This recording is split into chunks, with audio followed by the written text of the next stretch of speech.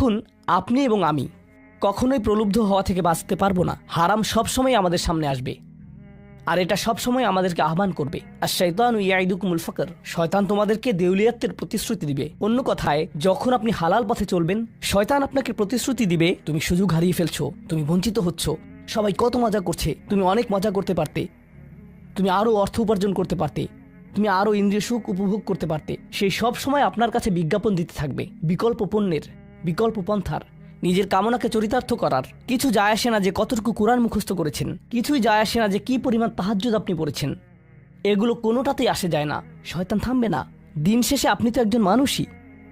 দিন শেষে কামনা বাসনাগুলো আপনার মাঝে থাকবে, আর শয়তান থামবে না, সে আপনার পেছনে লেগেই থাকবে। শয়তানের একটা কৌশল আল্লাহ বর্ণনা করেছেন। তার মনস্তাত্ত্বিক কৌশলটি হলো যায়্যানা লাহুমুশ শাইতানু আমালাহুম। শয়তান তাদের কাজগুলোকে তাদের কাছে আকর্ষণীয় করে দেয়। শয়তান আপনার কাছে আসবে, আপনাকে প্রলুব্ধ করবে। তখন আপনি বলবেন, হ্যাঁ এটা খারাপ, কিন্তু আমি তো অনেক ভালো কাজও করি। হ্যাঁ আমি এলোমেলো কাজ করছি, কিন্তু আমি তো নামাজও পড়ছি। আর আমি তো কাফেরও না, তো সমস্যার কিছু নেই। আর এইবার করেই আমি থেমে যাব। এমন না যে আমি এটা করতেই থাকবো, শুধু একবারই করব। এভাবে নিজেকে সব ধরনের যুক্তি দিতে থাকেন, নিজে নিজে এটাকে বৈধতা দিতে থাকেন। আপনার চিন্তায় এটা এখন আর অতটা খারাপ না। আর তারপর যখন এমন মানুষ চারপাশে থাকেন যাদেরকে বলেন যে এটা তো খারাপ, আর তারপর যখন এমন মানুষের চারপাশে থাকেন যাদেরকে বলেন যে এটা তো খারাপ, তারাও আপনাকে বলে, না ভাই কাম অন, এটা অতটা খারাপ না, থামো তো, এরকম কথা বলো না, না আল্লাহ ওইরকম না, আল্লাহ তোমাকে শাস্তি দিবেন না, কেন এরকম হতাশাজনক কথা বলছো, তুমি অতিরিক্ত চিন্তা করো। আপনি তা শুনেন, আর এটা আপনাকে প্রভাবিত করতে শুরু করে। কিন্তু যখন কাজটা করে ফেলেছেন, যেটাই করেছেন, হতে পারে এটা অ্যালকোহল অথবা অন্য কোনো মাদক, এটা কারোর সাথে সম্পর্ক হতে পারে, সেটা যাই হোক, যখন নিজেকে বলেন যে এটাই শেষবার, কিন্তু এটাই শেষ তো না। কারণ যখনই কাজটা ঘটে যায় আর কয়েকদিনের মধ্যে অনুশোচনাও কেটে যায়, তখন মোবাইলে আরেকটা মেসেজ চলে আসে, তারপর আরেকটা দাওয়াত আসে, তারপর আপনি বলেন না এটাই শেষবার, আবারও সেই চক্রে আটকে যান, আর আবারও সেটা করেন, আর তা করতেই থাকেন। শয়তান ঠিক এটাই চেয়েছিল।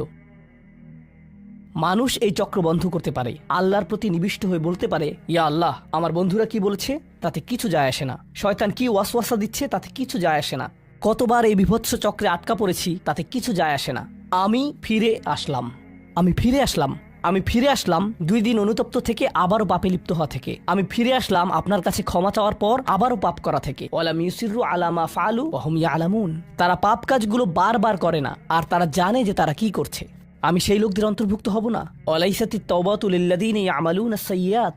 তওবা, অনুশোচনা তাদের জন্য কাজ করে না যারা পাপ করতেই থাকে। এমনকি তওবা করার পরেও এটা সেই মানুষদের জন্য না যারা এই চক্রে আটকে যায়। এটা তাদের জন্য যারা বলে, ইয়া আল্লাহ, আমি জাহান্নামে যেতে চাই না, আমি জাহান্নামের যোগ্য অনেক কাজ করেছি, কিন্তু এখন আমি থেমে যাচ্ছি।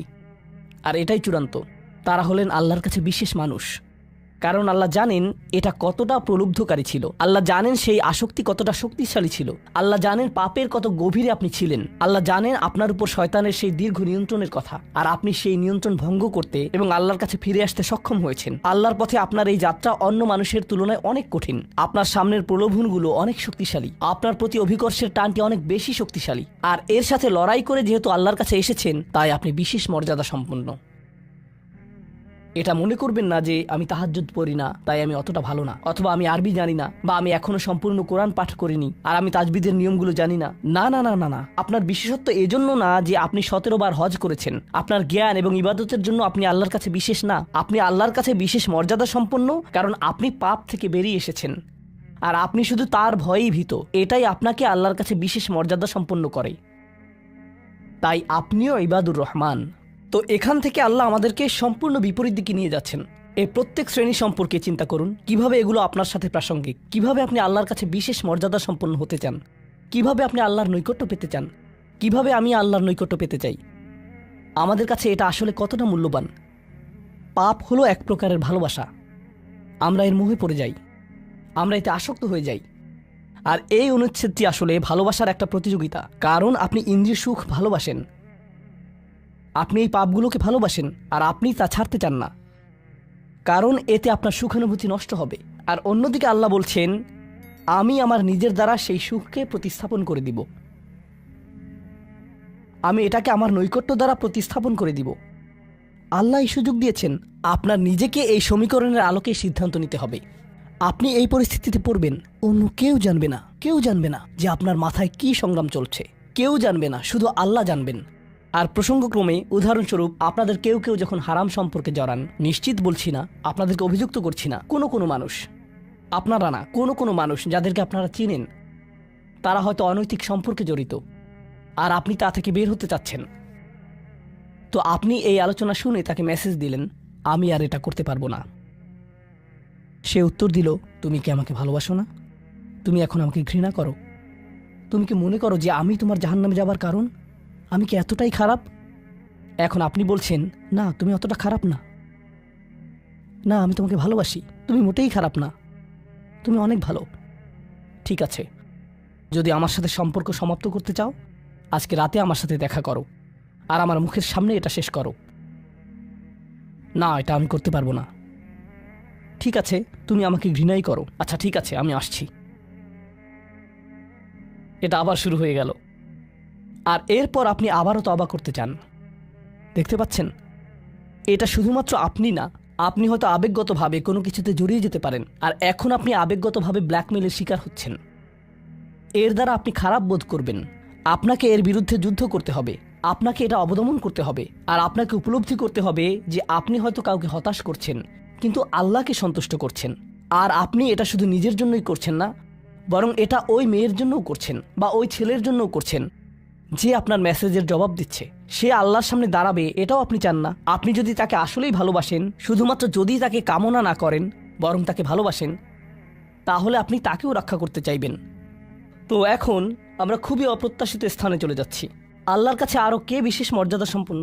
আল্লাযীনা ইযা আনফাকু লাম ইউসরিফু ওয়া লাম ইয়াকতুরু ওয়া কানা বাইনা যালিকা কওয়ামা। এই মানুষেরা যখন তারা অর্থ ব্যয় করে, তারা সকল অর্থ উড়িয়ে দেন না, তারা অতিরিক্ত খরচ করেন না, আর তারা কৃপণও নয়। তারা অনেক বেশি খরচ করেন না, আর তারা অনেক কমও খরচ করেন না। তাদের বাজেট ভারসাম্যপূর্ণ। বাজেটের সাথে আল্লাহর নৈকট্যের সম্পর্ক কি? সম্পর্ক রয়েছে, কারণ আল্লাযীনা ফি আমওয়ালিহিম হাক্কুন মালুম, তাদের অর্থে অন্যদের অধিকার রয়েছে যা সুবিদিত। আপনার পিতামাতার অর্থনৈতিক সহায়তা প্রয়োজন, আপনার সন্তান, আপনার ভাই বোন, আপনার স্ত্রীর প্রয়োজন, এমন অনেক ক্ষেত্র রয়েছে যার জন্য আপনার অর্থ প্রয়োজন। কিন্তু যখন আপনি প্রয়োজনহীন জিনিসে আসক্ত হয়ে পড়েন, আর আপনার অর্থ যখন ব্যয় হয় সিনেমার পর সিনেমা, সিনেমার পর সিনেমায়, সাবস্ক্রিপশনের পর সাবস্ক্রিপশনে, গেমের পর গেম, এরপর গেমে, গাড়ির জন্য নতুন যন্ত্রাংশ কেনার পেছনে, যেই চাকা দেখতে উল্টো দিকে ঘূর্ণায়মান, তার প্রয়োজন আপনার নেই। সেগুলো আপনি দেখবেন না যখন আপনি গাড়ি চালাবেন, সেটা অন্য কেউ দেখবে। এগুলো ঘুরবে অন্য কারোর জন্য, আপনার জন্য না। যন্ত্রাংশ অথবা ডিভাইস, আপনি নতুন আইফোন ছাড়াও বেঁচে থাকবেন, এতে কোনো ক্ষতি হবে না। স্যামসাং যদিও কিছুটা বিপজ্জনক, তারপরও অনেক বোনেরা পার্স অথবা ব্যাগের জন্য এমনটা করেন। ও আল্লাহ, এই ব্যাগগুলোর কোনোটার দাম কয়েক লাখ টাকা। বলছি না যে আপনি এগুলোর কোনোটাই কিনতে পারবেন না, কিন্তু আল্লাহ বলছেন ঠিক আছে খরচ করো, কিন্তু অতিরিক্ত খরচ করো না। আপনাদের কারো কারোর জন্য আবার সবচেয়ে খুশির বিষয় হলো টাকা ধরে রাখা। আপনি স্ত্রীকে সাথে নিয়ে সুপার শপে গিয়েছেন, তিনি 1 প্যাকেট দুধ নিলেন। আমাদেরকে এত বেশি দুধ প্রয়োজন, ছোট প্যাকেট নিতে পারো না? ডিসকাউন্টের জন্য অপেক্ষা করতে পারো না? এটা দুধ, এটা ডিম, এগুলো নিয়ে কৃপণতা না করলে হয় না? এমন মানুষ রয়েছে যারা প্রাপ্য মানুষদের টাকা ধরে রাখে। আপনার সন্তানদের অর্থ প্রয়োজন, তাদের চলার জন্য কিছুটা পকেট খরচ প্রয়োজন, আপনার স্ত্রীর কিছুটা অর্থ প্রয়োজন। যদি তিনি গৃহ ব্যবস্থাপনার দায়িত্বে থাকেন আর তিনি নিজে উপার্জন না করেন, আর তিনি আপনার কাছে বলেন আমি কি 500 টাকা পেতে পারি? কিসের জন্য তোমার টাকা প্রয়োজন? আমাকে সম্পূর্ণ প্রতিবেদন প্রদান করবে, সকল রিসিট দেখাবে। দাঁড়ান, 1 মিনিট থামুন। এটা লাম ইয়াকতুরু, এটা আপনার জন্য চ্যালেঞ্জ হতে পারে। আপনি যদি আল্লাহর নৈকট্য লাভ করতে চান, আপনার পরিবারের খাবারের প্রসঙ্গ আসলে তাদেরকে জঞ্জালের মতো বিবেচনা করবেন না। আপনার জন্য সর্বোত্তম খরচের খাত হলো আপনার পরিবার। নিজের পরিবারের সাথে এরকম খারাপ আচরণ করবেন না, কিন্তু অতিরিক্ত খরচও করবেন না।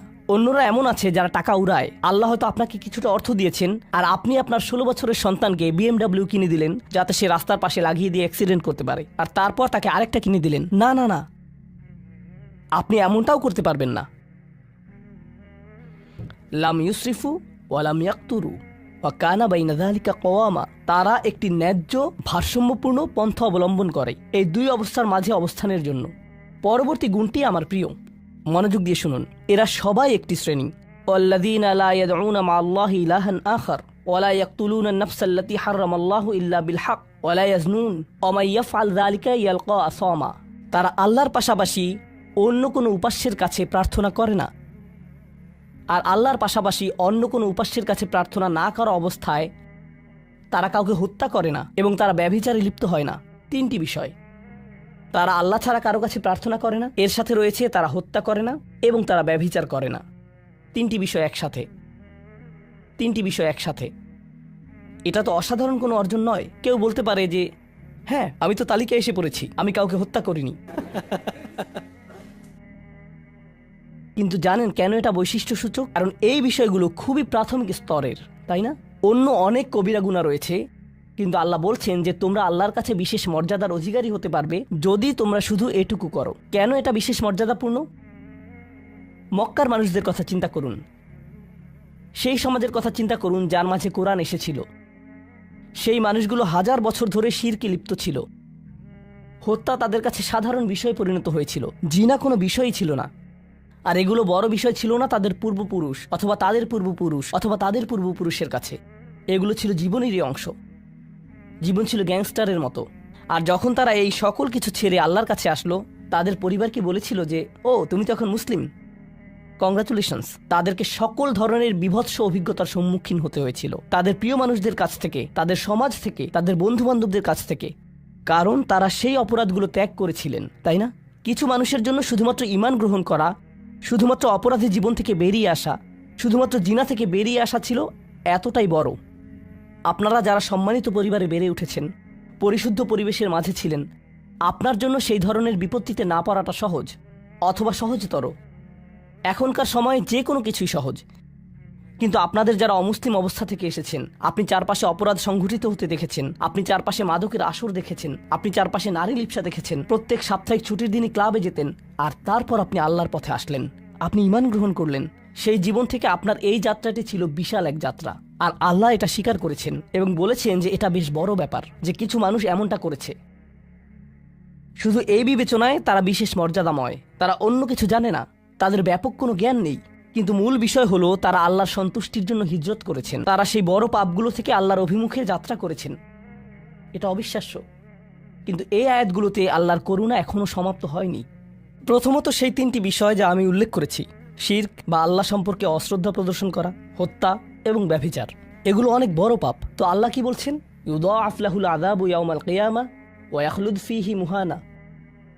এমন মানুষের জন্য শাস্তি দ্বিগুণ করা হবে আর তারা সেখানে থাকবে অপমানিত অবস্থায়। এই পাপগুলো আল্লাহর কাছে ছোট বিষয় না, বিশেষত তিনটা পাপ একসাথে। কিন্তু প্রসঙ্গক্রমে সবচেয়ে খারাপ অপরাধ শিরক। সবচেয়ে খারাপ অপরাধের মধ্যে দ্বিতীয়টি হলো যখন আপনি একজন ব্যক্তিকে হত্যা করেন। এটা কাকে হত্যা করার সমতুল্য? গোটা মানবজাতিকে। এটা হলো দ্বিতীয় বৃহত্তম অপরাধ। আর তারপর তৃতীয় বৃহত্তম অপরাধ কোনটি? জিনা। এই তিনটি একসাথে এসেছে একটি আয়াতে।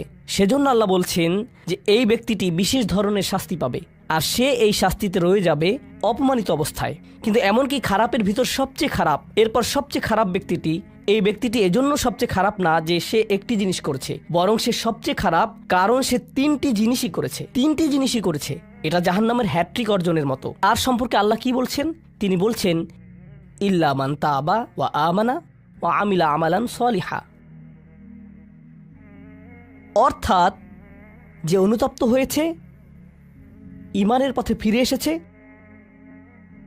এবং তখন থেকে ভালো কাজ শুরু করেছে, তার জন্য নিয়মের ব্যতিক্রম হবে। এটা উপলব্ধি করাটা গুরুত্বপূর্ণ। আল্লাহ বর্ণনা করছেন নিকৃষ্টের মধ্যে নিকৃষ্ট, আর চেয়েও নিকৃষ্ট। আর তারপর বলেছেন এমনকি সেই ব্যক্তির ক্ষেত্রেও যদি সে আমার কাছে ফিরে আসে, আমি তাকে শাস্তিতে নিক্ষেপ করব না। কিন্তু এতটুকু যথেষ্ট না। আমরা কথা বলছি ইবাদ আর রহমানের ব্যাপারে, যিনি অবিশ্বাস্য রকমের করুণাময় সত্তা। তো তিনি তাদেরকে শুধুমাত্র জাহান্নাম থেকে রক্ষা করেই ক্ষান্ত হবেন না, তিনি আরও কি করবেন? ফাউলাইকা ইউবাদদিলুল্লাহু সাইয়্যাতিহিম হাসানাত। সেই মানুষগুলোর মহাপাপগুলোকে প্রতিস্থাপিত করবেন। আর আমি আপনাদেরকে মনে করিয়ে দিচ্ছি সেই পাপগুলো কি? শিরক। ইন্নাশ শিরকা লাযুলমুন আযীম। হত্যা, কাআন্নামা কাতালান নাসা জামিআ, সে যেন গোটা মানবজাতিকে হত্যা করলো। এবং জিনা, ব্যভিচার, সবচেয়ে সবচেয়ে বড় পাপ এগুলো। আল্লাহ বলছেন যে পাহাড় সমান তাদের এই সমগ্র পাপ কাজগুলোকে আমি প্রতিস্থাপন করে দিব ভালো কাজ দিয়ে। কিন্তু তারা এখনো কোনো ভালো কাজ করেনি, তারা এখনো নামাজ পড়েনি, তারা এখনো ইবাদত করেনি, তারা এখনো হজ করেনি, তারা এখনো দান করেনি। তারা মূলত যা করেছে তা হলো অনুতপ্ত হয়েছে। আর এখন থেকে তারা ভালো কাজ করবে, আল্লাহর জন্য এতটুকুই যথেষ্ট। তাদের পাহাড় সম পাপগুলো নিবেন, যা তাদেরকে চিরকাল জাহান্নামে নিক্ষেপ করতে অপমানিত অবস্থায়, আর তিনি এই পাহাড় সম পাপগুলোকে নিয়ে পাহাড় সম ভালো কাজে পরিবর্তিত করে দিবেন। এটাই আল্লাহ করবেন তাওবাকারীদের জন্য। আপনিও বিশেষ মর্যাদার অধিকারী হবেন। শুধু তাওবা করুন।